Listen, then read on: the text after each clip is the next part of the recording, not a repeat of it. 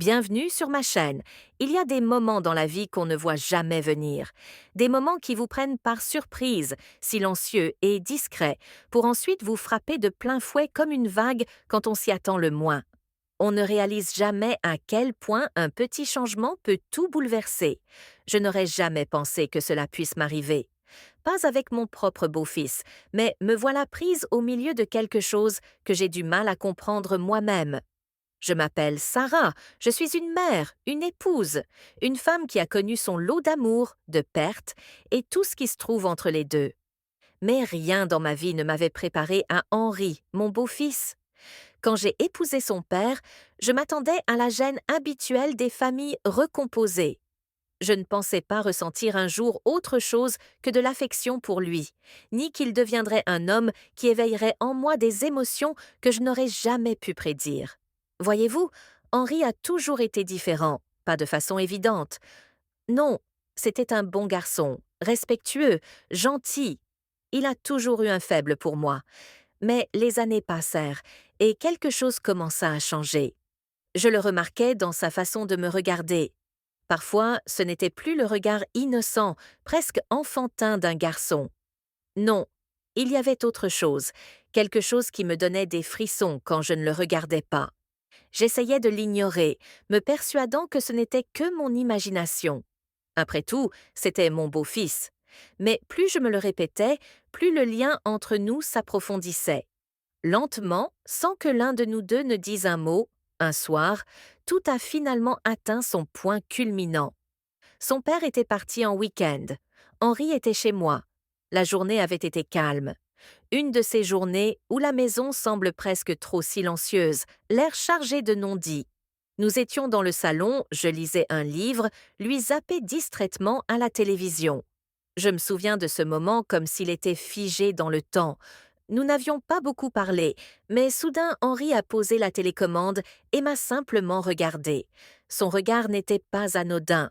Le regard d'un adolescent ennuyé de sa soirée. Non, c'était quelque chose de plus intense, quelque chose qui m'a fait poser mon livre et croiser son regard.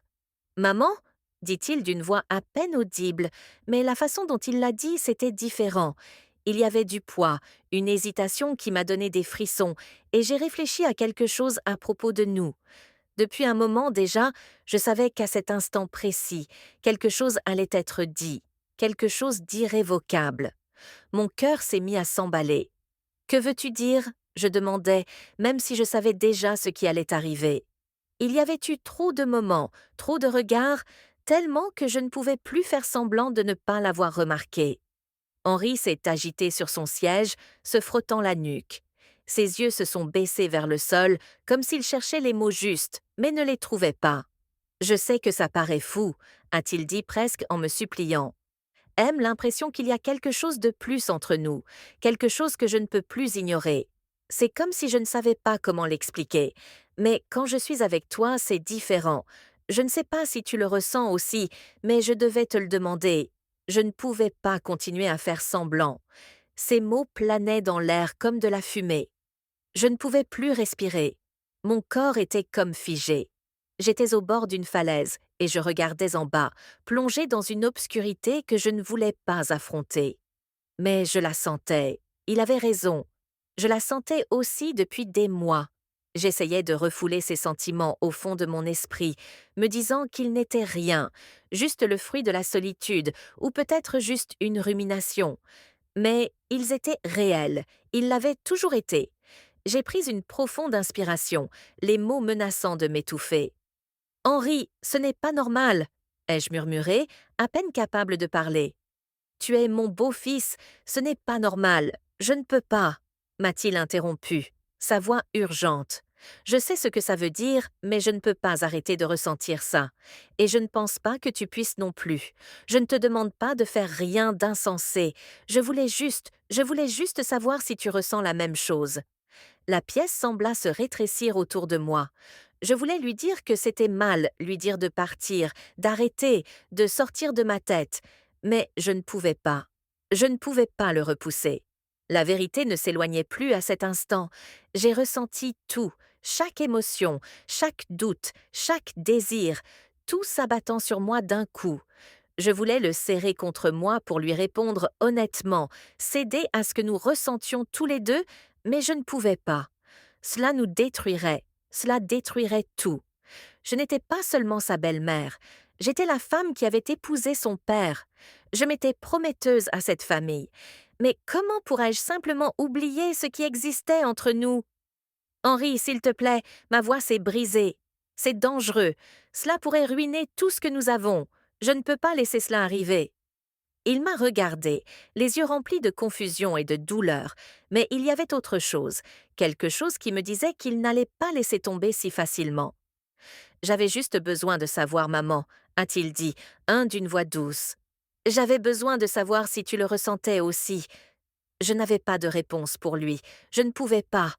Mon cœur était déchiré lui-ci, et peu importe combien de fois, j'ai essayé de me convaincre de faire ce qu'il fallait.